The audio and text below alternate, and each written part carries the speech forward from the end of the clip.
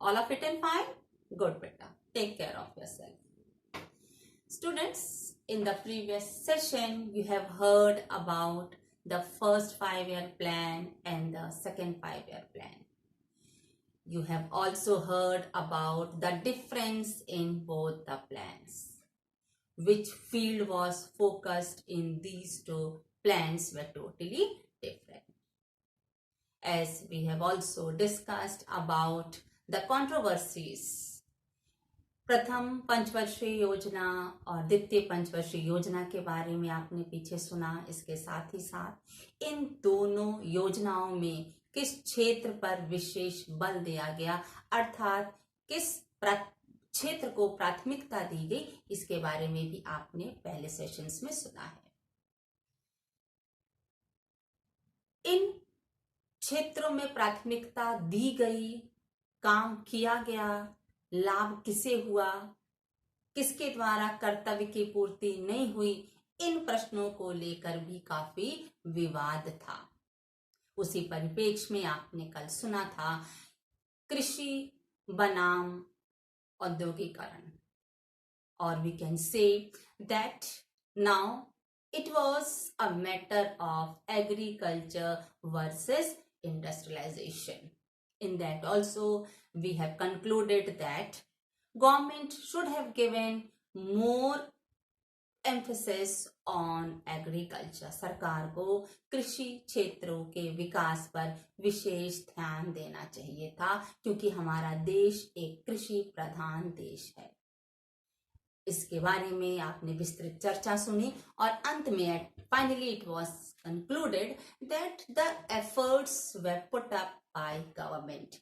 Investment was done, plans were made, major projects were made, but it was not very easy, children, to eradicate poverty or to get the economic development done in a very short period. क्योंकि हमारा देश आजादी के बाद अर्थव्यवस्था के क्षेत्र में पूर्ण रूप से जर्जर था।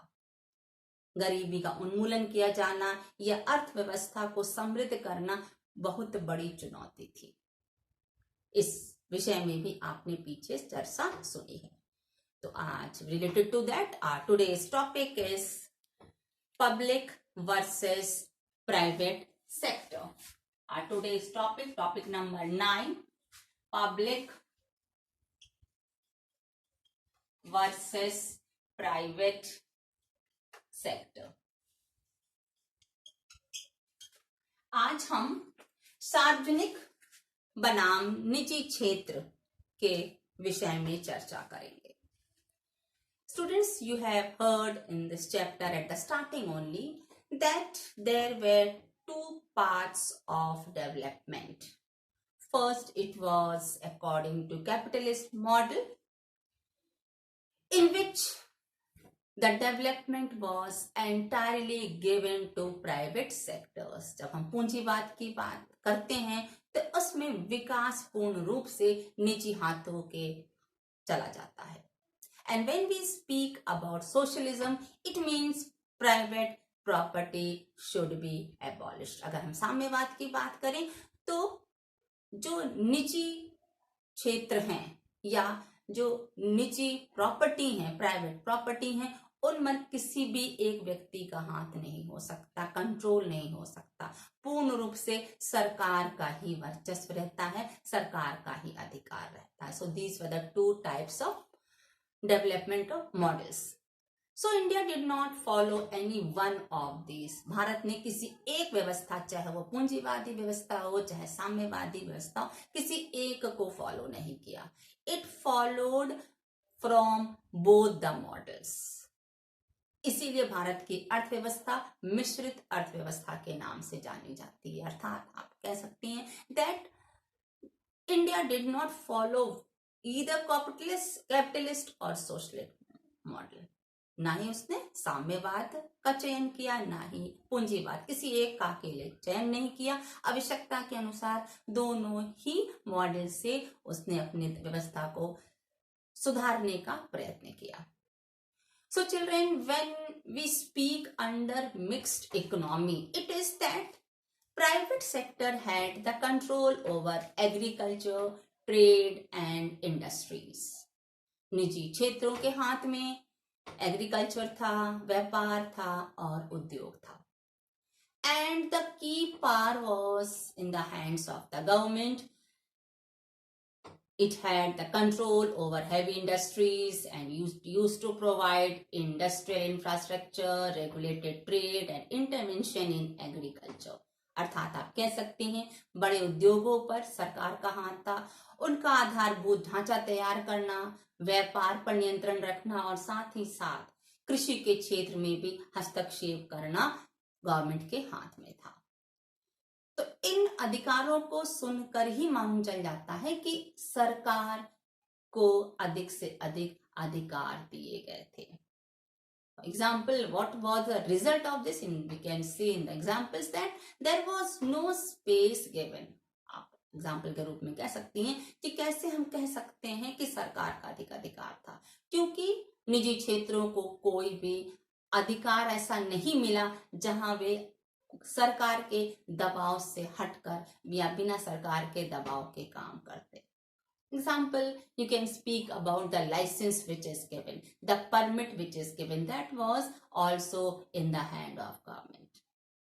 And then when we speak about investment, when we speak about quantity of goods, अगर उन्हें इन्वेस्ट कितना करना है, कितना लाभ कमाना है, कितना लाभ वो कमा सकते, that also was in the hand of the government. और अगर वो किसी भी जिस वस्तु का उत्पादन कर रहे हैं, they want to increase the quantity, that also they were supposed to take the permission from the government. And over and all there were big industrialist, बड़े बड़े उद्योगपति थे. So they used to dominate the small industrialist. वो छोटे उद्योगपतियों पर भी अपना नियंत्रण रखते थे. और इतना नहीं, not only this, there was restriction over the imported goods about which we have spoken yesterday. आयात पर भी सरकार का नियंत्रण था, नियम बनाए गए थे. And on that it is said that the goods which can be produced in home, domestic goods also. So that resulted into, you can say, discouragement of the industrialist because they had no incentive. उनसे उनको कोई लाभ नहीं मिलता था और ना ही उनको इस बात का उत्साह था कि अगर वो वस्तु का जो क्वालिटी उसको सुधार दे तो उसका रेट वो अच्छा मिल जाएगा, रेट अपने मन से बढ़ा लेंगे, या फिर अगर रेट कम भी करेंगे तो मांग बढ़ेगी तो इससे उन्हें लाभ था. ये भी उनके हाथ में नहीं था because of the pattern of import goods which was decided by the government. So what happened with this? With this, the result was not good. It resulted into corruption and unemployment. क्योंकि उनका उत्साह कम हो गया उद्योगपतियों का, तो जो साधन मिलने थे जीविका अर्जित करने के, उसमें भी कमी आई और भ्रष्टाचार बढ़ता गया. So some of the people, they have come with the opinion that the role which the government should have played, it was not done. It should have given investment to education and health. सरकार को अपनी भूमिका बड़ी ही समझदारी से निभानी चाहिए थी. उसे शिक्षा और स्वास्थ्य के क्षेत्र में इन्वेस्ट करना चाहिए था. And the government interfered in the private sectors where the private sectors could not go. But that resulted into earning because government was supporting. अर्थात ऐसे बहुत से कार्य होते हैं जहां सरकार के हस्तक्षेप की आवश्यकता होती है. Clear? And then with that only it is said that gave earning even to the people who had invested money. So finally, it is said that the poverty did not decline. गरीबी कम नहीं हुई. परिणाम क्या हुआ? गरीबों की संख्या उस समय जितना पॉपुलेशन था अनुपात में घटी. लेकिन अगर उस अनुपात से हम तुलना करते हैं, if we compare with the ratio of population with the number of poor people, we cannot say that the people, those who were poor was okay, they were improving, they were able to get the sources. गरीबी घटी लेकिन गरीबों की संख्या नहीं घटी. if we compare it with the population. With this, we come to the next point. With this, after dealing with the public and private sectors, what was the result, what shortcomings the private sector, people, the industrialists, what did they face, all that we have discussed in this. With this, we are going to discuss about the major outcomes.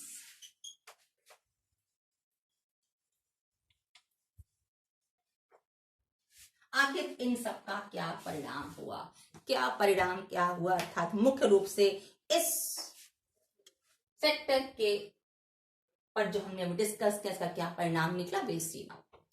Children, we have discussed, you have read that India had three main challenges to face after the independence, in which the third challenge was, do you all know?